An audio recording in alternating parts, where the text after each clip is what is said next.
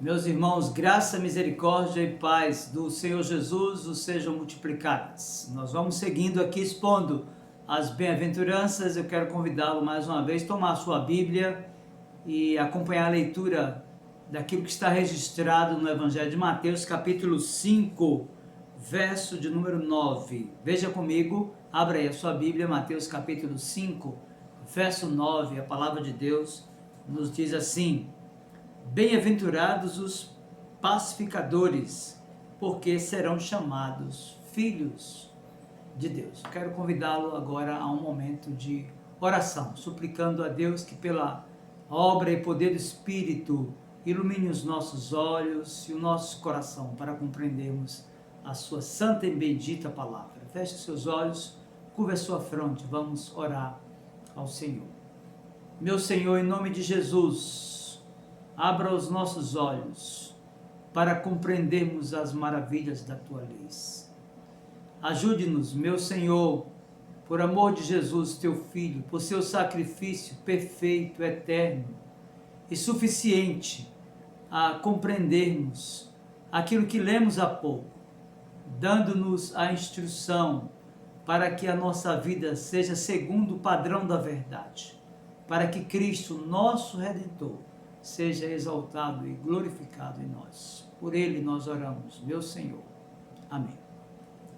Meus queridos irmãos, os últimos dias têm sido caracterizados por confusões e conflitos. Eu acredito que isso seja uma coisa que todo mundo esteja vendo. Por exemplo, as relações familiares têm revelado desordens intermináveis entre os cônjuges, e esse fato tem engrossado a fileira das pessoas que têm rompido as relações e aumentado o número de cristãos que já não permanecem mais em suas famílias. Essas relações também têm revelado um mundo absolutamente caótico e tem sido comum a deserção familiar de muitos filhos, ainda muito cedo, que têm abandonado a relação com seus pais. Se nós avaliarmos do ponto de vista social a essa condição caótica, nós chegaremos também à conclusão que, infelizmente, as relações sociais não têm sido diferentes. Os conflitos nos diversos núcleos revelam a que ponto nós chegamos. Por exemplo, nas escolas, as relações entre alunos têm sido cada dia mais caóticas e entre os alunos e seus professores não são diferentes. Se você avaliar, por exemplo, o trânsito nos grandes centros, nas metrópoles, você vai perceber que há conflitos intermináveis que, inclusive, têm ceifado a vida de muitas pessoas. Meus irmãos, parte dos problemas enfrentados pelos gestores públicos e de empresas privadas, por exemplo, tem relação com conflitos interpessoais gerados essencialmente pela ausência de paz.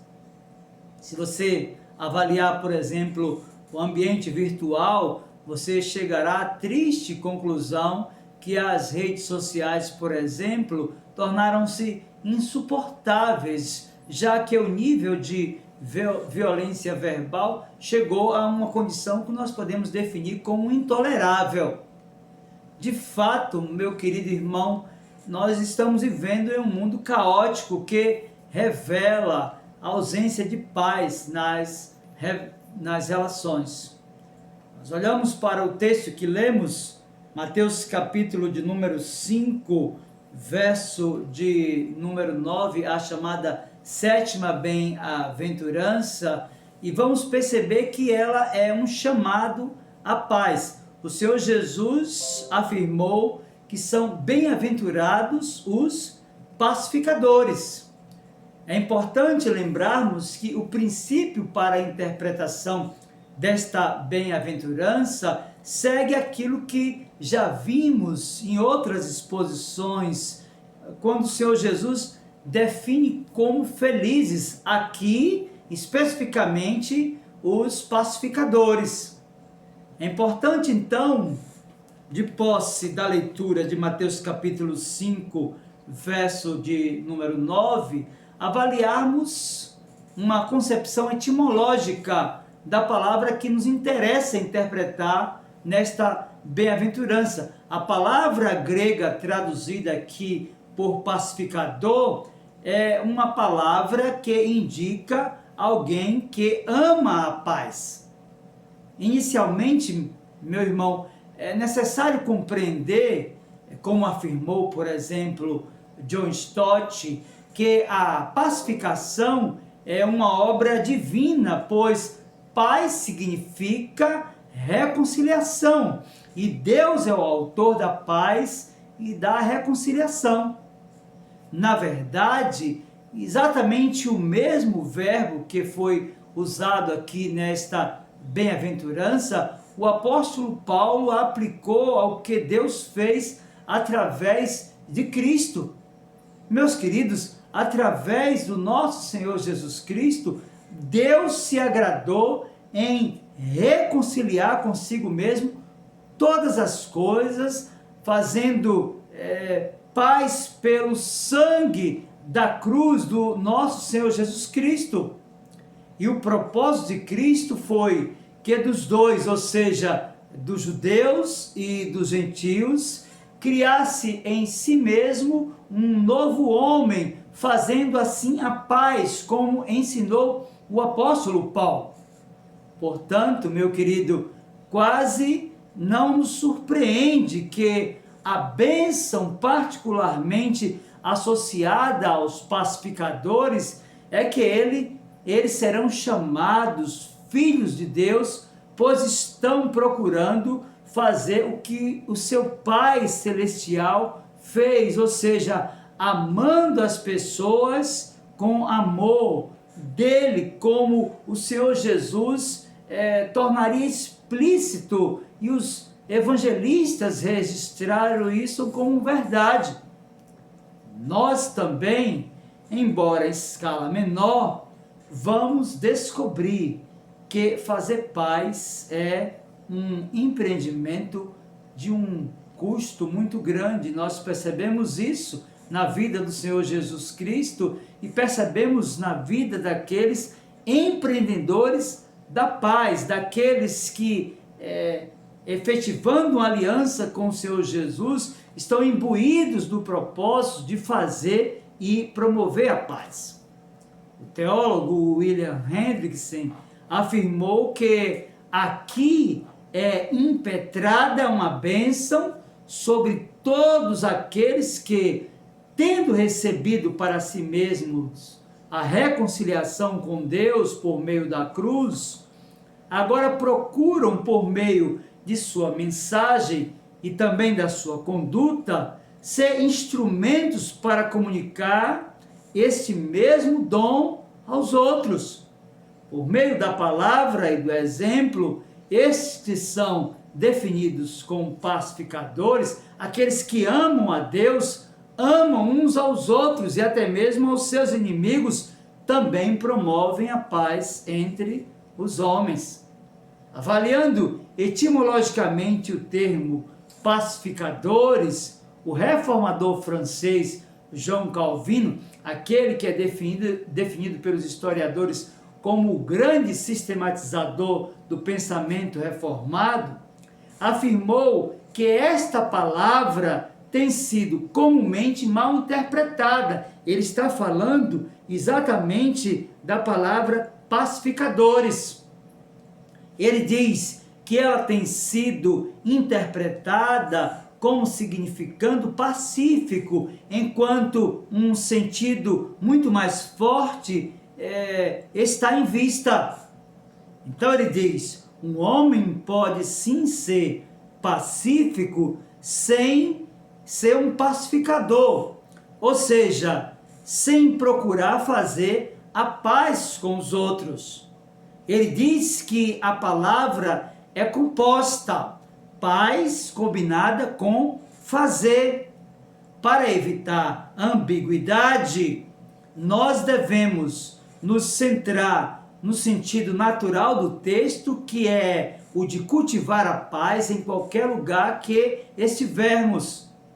Isso significa, sob a ótica do reformador, que devemos começar primeiro conosco.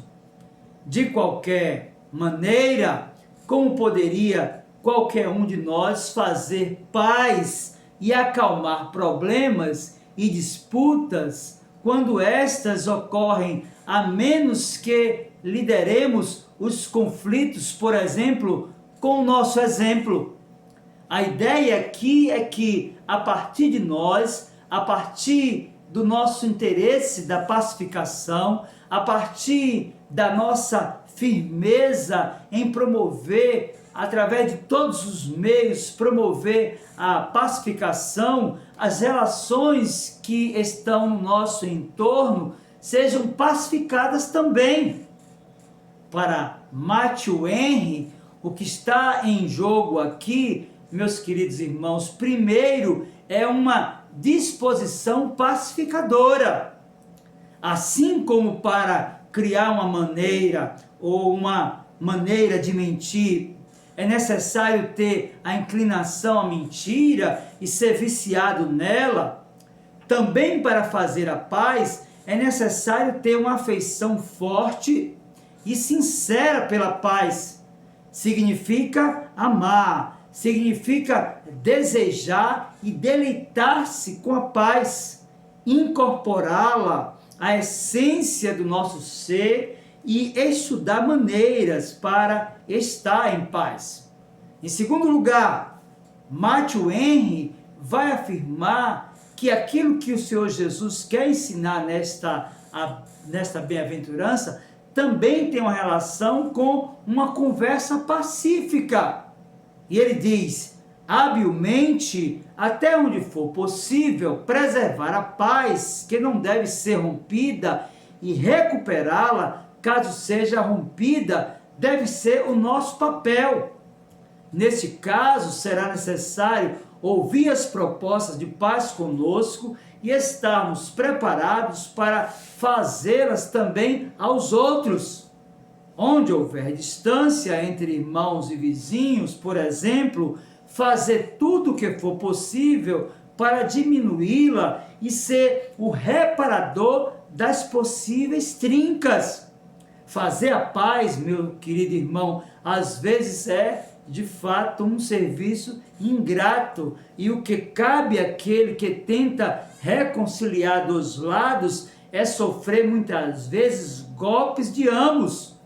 Ainda assim, é um bom trabalho e devemos nos apresentar para realizá-lo. Afinal, o Senhor Jesus disse que são felizes os pacificadores, porque serão chamados filhos de Deus. Portanto, é importante pensarmos que esta não será jamais uma tarefa simplista. Portanto, é impossível que nesta tarefa não encontremos conflitos, que não encontremos dificuldades, que não sejamos confrontados, muitas vezes desestimulados em promover a paz. De fato, esta não é uma tarefa simples. J.C. Ryle, por exemplo, afirmou que são felizes os pacificadores, isto é, os que exercem a sua influência pessoal a fim de promoverem a paz e o amor.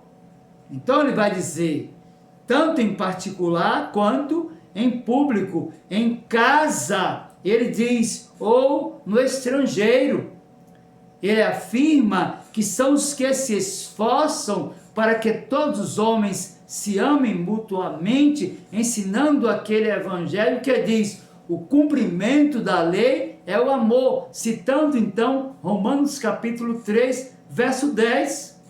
Por isso, meu querido irmão, são bem-aventurados todos esses, pois estão realizando a mesma obra que o Filho de Deus iniciou quando veio à terra pela primeira vez e que ele terminará na sua parousia, ou seja, na sua segunda vinda.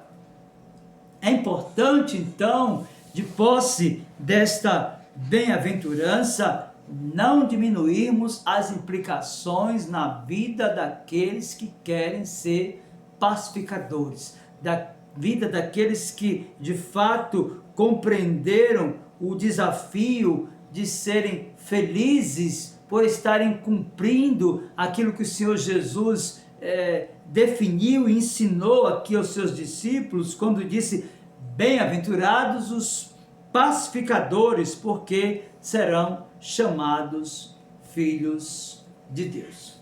Ora, para Barclay aqui, a busca exaustiva pelo significado desta bem-aventurança sinaliza ao menos 3 possíveis linhas de interpretação.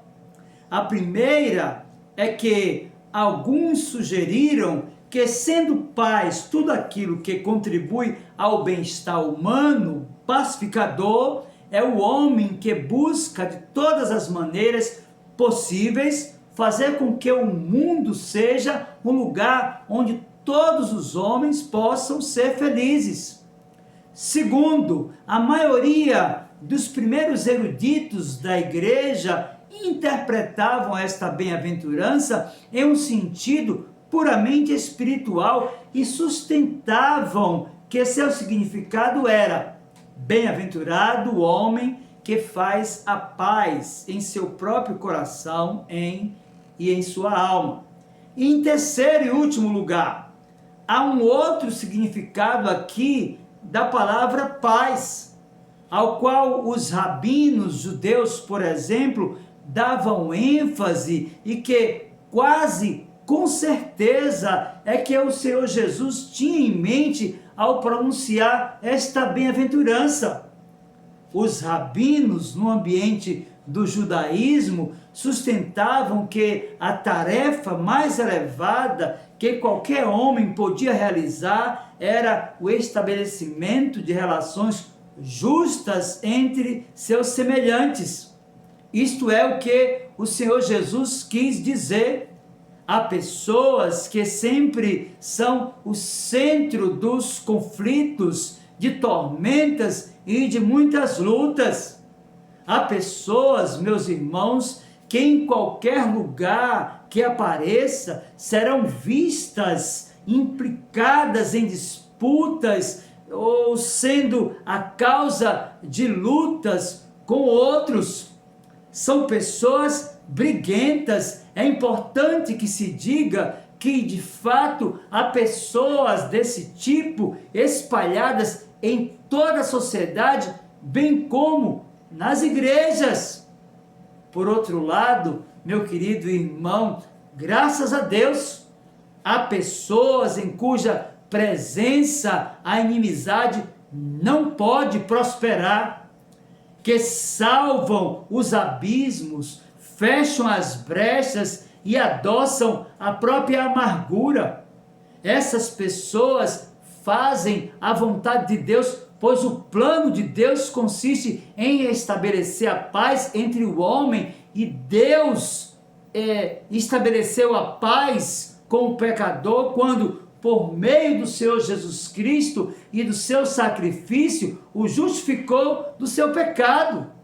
Meus irmãos, de fato, a Escritura ensina exaustivamente que os pacificadores genuínos são todos aqueles cujo líder é o Deus de paz.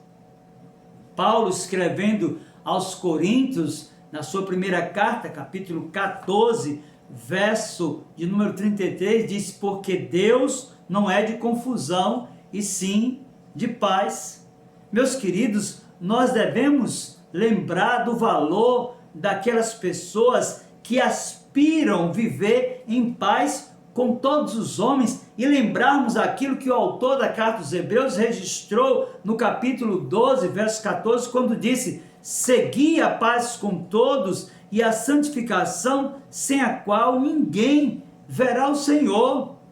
É importante também lembrarmos daquilo que Paulo escreveu aos Efésios, lá no capítulo 6 da sua carta, versos 14 e 15, quando disse: estais, pois, firmes, cingindo-vos com a verdade e vestindo-vos da couraça da justiça. E ele disse: calçai os pés com a preparação do evangelho da paz. Meus queridos irmãos, de fato, o Senhor Jesus, que é o príncipe da paz, ele ensinou aos seus discípulos, e Mateus registrou no seu evangelho, nesse mesmo evangelho, capítulo 10, versículo de número 8, qual de fato deve ser a tarefa daqueles que são chamados das trevas para a luz. Mateus capítulo 10, verso 8, as palavras do Senhor Jesus diz: curai enfermos, ressuscitai mortos, purificai leprosos, expeli demônios, de graça recebestes, de graça dai. De fato, meus queridos irmãos, é um desafio para cada um de nós sermos pacificadores, e a pacificação dos homens é iniciada quando nós anunciamos as boas novas da salvação, e eles são então reconciliados com Deus por meio do nosso Senhor Jesus Cristo. Meus queridos, nós iniciamos esta mensagem abordando os desajustes relacionais dos nossos dias, e podemos dizer que são muitos. Meus queridos, quando nós caminhamos para o fim desta mensagem, nós precisamos nos indagar: será que de fato nós já compreendemos o que é que significa sermos definidos como felizes, quando o Senhor Jesus aplicou esse princípio aos seus discípulos, afirmando que eles deveriam ser pacificadores? Meus irmãos, quando nós pensamos em pacificação, nos vem logo uma primeira pergunta: você já desfruta de paz com Deus? Você foi reconciliado pelo sangue da aliança? Você se apropriou do sacrifício do Senhor Jesus como o único meio para a sua salvação? De fato, você foi reconciliado pelo sacrifício de Jesus na cruz do Calvário? E se de fato essa reconciliação é uma realidade para você, esta paz que deve ter inundado o seu coração, tem se refletido nos seus relacionamentos? Ora, se a sua resposta é afirmativa, se a sua relação familiar é boa, se a sua relação social é boa, se você desfruta de um ambiente de paz nas relações com seus irmãos na sua igreja, ora, você é definido na Escritura como um filho de Deus. Contudo, se você ainda não possui essa paz, contudo, se você ainda não transmite esta paz, eu quero dizer para você que só há uma fonte onde você poderá adquiri-la, que é na pessoa bendita e maravilhosa do Senhor Jesus Cristo. Por isso eu quero fazer um apelo a você: receba-o como seu Salvador e passe a desfrutar da paz que vai lhe reconciliar com o Senhor seu Deus, porque o Senhor Jesus disse que são bem-aventurados os pacificadores, porque eles serão chamados filhos de Deus. Você tem o desejo de se tornar um filho de Deus, de fazer parte dessa família bendita e ser inserido no corpo de Cristo, que é a sua igreja, o organismo vivo? Então é necessário confessar os seus pecados e, arrependido deles, confessar Jesus Cristo como seu único e suficiente Salvador. Eu quero orar com você e por você nesta hora. Feche seus olhos e curve a sua fronte. Meu Senhor, em nome de Jesus, abençoa a tua palavra que foi pregada, de modo que ela gere paz sem fim no coração de todos aqueles que estão atribulados. Primeiro, daqueles que já foram aliançados contigo por meio de Jesus, que no decurso da caminhada perderam a paz. Concede-lhes a paz mais uma vez, Senhor, para que vivam para pacificar e para serem pacificadores. mas concede também a tua paz a todos aqueles cujos olhos ainda não compreenderam as maravilhas da tua lei. Concede-lhes o arrependimento profundo de pecados, a fim de que eles abracem a fé no nosso Senhor Jesus Cristo, aquele que veio por seu sangue pacificar o pecador, religando a pessoa do nosso Deus. Que Jesus Cristo, nosso Redentor, seja exaltado e glorificado. Por ele nós oramos. Amém. Deus, pois, abençoe a sua vida. Em nome de Jesus. Amém.